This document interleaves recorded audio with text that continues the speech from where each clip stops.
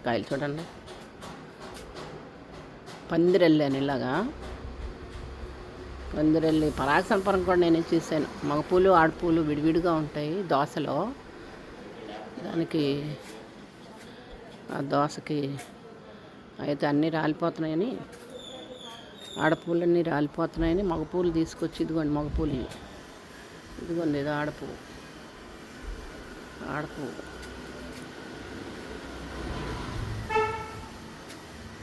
ఇది మగపువ్వు. దీని పక్కన చూడండి ఇదిగోండి, దాని మీద ఏదో పురుగు ఏదో ఉంది, అది ఆడపువ్వు. దానికి నేనే మా మగపువ్వుని తీసి పరాగ సంపర్కం చేసి,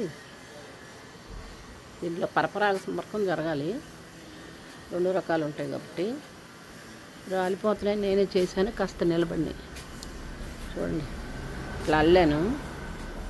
దీన్ని దాని మీద తీగ పెట్టి అల్లాను. ప్లేస్ లేనాళ్ళు, నేల ప్లేస్లు తక్కువ ఉన్నాళ్ళు ఈ విధంగా చేసుకోవటమే. ఇది బచ్చలి. ఇలా తీగలతో దొరికిన తీగలతో అల్లేసాను. తీగలతో అల్లితే ఈ కాయలు చూడండి ఎలా పండి. ఇదిగో చూడండి చిన్న పింద.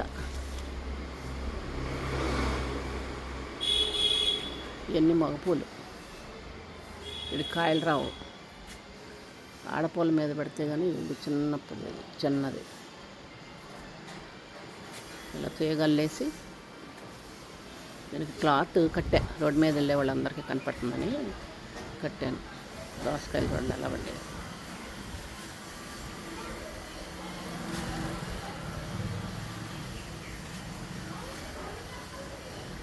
ఈ 2 పండినాయి, ఇవాళ కోసేయాలి. అందుకే వీడియో చేశాను. అది 3వది కూడా అక్కడ ఒకటి ఉంది. ఇది మొదలు. ఈ మొదల నుంచి ఇలా తీగల్లి ఇలా పెట్టాను. ఇది ద్రాక్ష కాస్తుంది ఇప్పుడే. ద్రాక్ష తీగ ఇప్పుడే కాస్తుంది. చూడండి చిన్న పిందులో ద్రాక్ష ఇప్పుడే గుత్తులు పడుతున్నాయి. ఈ టెంటకిల్స్ లాంటి దాని నుంచి కూడా పడుతూ ఉంటాయి కాయలు. ఈ ద్రాక్ష తీగ కింద లేసలేదని పైకి పాకిచ్చేసాను. అదిగోండి కింద గుత్తి, చిన్న గుత్తులు ఇప్పుడిప్పుడే పడుతున్నాయి. కొన్నాళ్ళు అయిన తర్వాత వస్తాయి.